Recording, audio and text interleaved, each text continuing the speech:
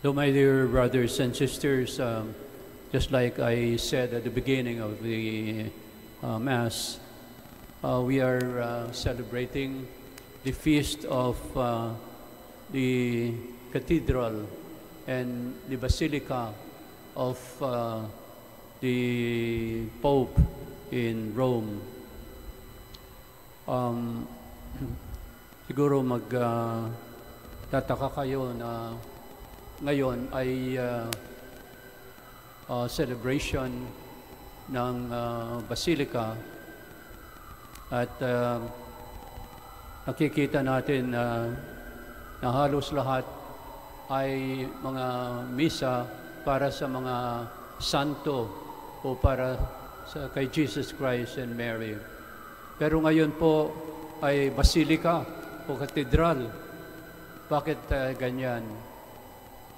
Well, because the Lateran Basilica in Rome is the mother of all churches in the world, in the Catholic world. And of course, it is the official church of the Pope, Pope Francis. Kaya ito ang ipinagdiriwang natin na ang Basilica of the Lateran is the mother of all churches all over the world. Now, why? What's the meaning of this, my dear brothers and sisters? Ang Lateran Basilica ay pinaka-importante at pinaka-sentro ng simbahang Katolika.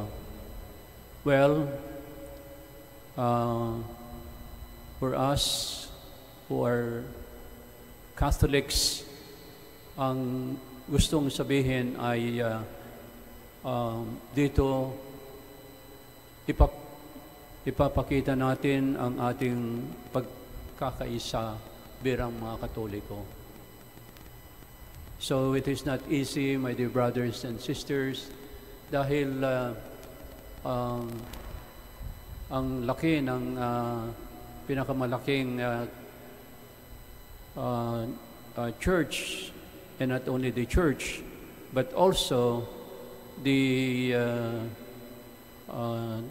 church goers or members are 1 billion and 300 million. So napakalaki, napakalawak ang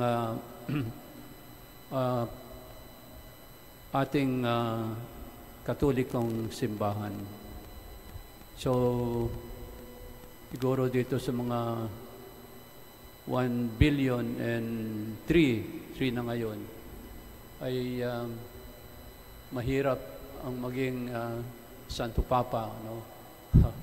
At siyempre kailangan ang tulong natin na we should try to help the Holy Father in one way. Alam niyo yung Santo Papa nung pumunta dito sa Pilipinas, he was very, very inspired dahil dito sa Pilipinas ay napakaraming mga Katoliko, and when he came, you know, there were about more than 3 to 5 million who came to the Luneta, and our Pope was very, very much inspired, and he could not remember, he could always remember how the Filipinos are very, very, very open and very united in his coming with him. Merong isang bishop na British at sinabi niya, I would rather stay here in the Philippines than go back to my country in England. At sabi niya, ang dahilan ay dahil dito ang mga Katolikong mga Pilipino ay sila ay buhay na buhay ang kanilang pananampalataya. Why? Dahil sinasabi niya, marami pa rin ang mga nagsisimba dito sa ating mga simbahan sa buong Pilipinas. So that bishop, stayed and retired here in the Philippines. Then later on, he died here in the Philippines. So yan ay pinapakita natin sa ating Santo Papa, yung our loyalty, yung our unity, and also yung support to the Holy Father in case he needs something in in his position as the Pope. But of course, let us also remember that when we come to the church, while it is true that we are very faithful, we Catholics, mayroon din yung mga ibang nangyayari, katulad sa simbahan, sa loob ng simbahan, may mga simbahan na nakita ko na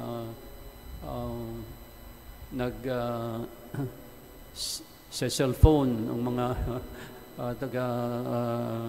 pumapasok sa simbahan, nagte-text at nakikipag-usap. Ay hindi dapat ganyan ang mangyari din, na hindi rin karapat-dapat isang ating mga simbahan. O may mga iba pa dyan na nagbabasa ng mga books nila, lalong-lalo na yung mga estudyante inside the church. Bakit ginagawa nila yon? Dahil tahimik lamang daw sa loob ng simbahan. But that is not the real yung layunin, ang pagpunta sa loob ng simbahan. Mas masahol pa, mga kapatid, yung mga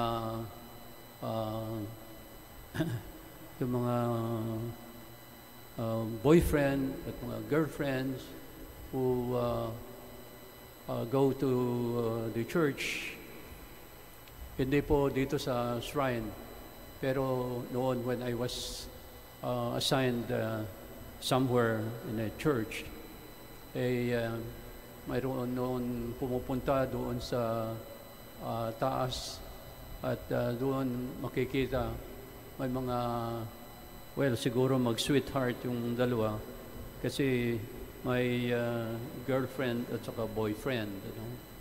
So medyo hindi ho akma na gagawin ng mga mag-boyfriend at mga girlfriend sa choir loft. So that is what some notice. And again, this shows our loyalty and our help to the church and to our Holy Father. Of course, Holy Father, and down to the bishops and down also to the parish priest. Na dapat hindi natin gawin ang mga bagay na ito that are not fitted to come and to the church and pray. So mas lalo na very also important to remember ng ating simbahan ay hindi dapat may mga nagnanakaw and that is a very bad thing that some of these people do when they come to church. Kaya sabi ng ating Panginoon na nung siya ay nakita niya yung mga maraming nagtitinda, at people who were going around and they were not showing this sacredness of the temple during the time of Christ. At anong ginawa niya? Itong mga ginagawa ninyo dito, you are not giving due respect to our church, to the temple, sabi niya. At kumuha siya ng latigo. At dito ko lamang nakita how angry our Lord was. So that is also what our Lord is trying to tell us, brothers and sisters, that our churches should be holy, should be respected, and lalong-lalo na we should not do anything that is not holy. So now, on the feast of the St. John Lateran, the mother of all churches and the official church of the Holy Father, let us pray that we will strive to be loyal, to be obedient, and to be good and faithful Catholics. Amen.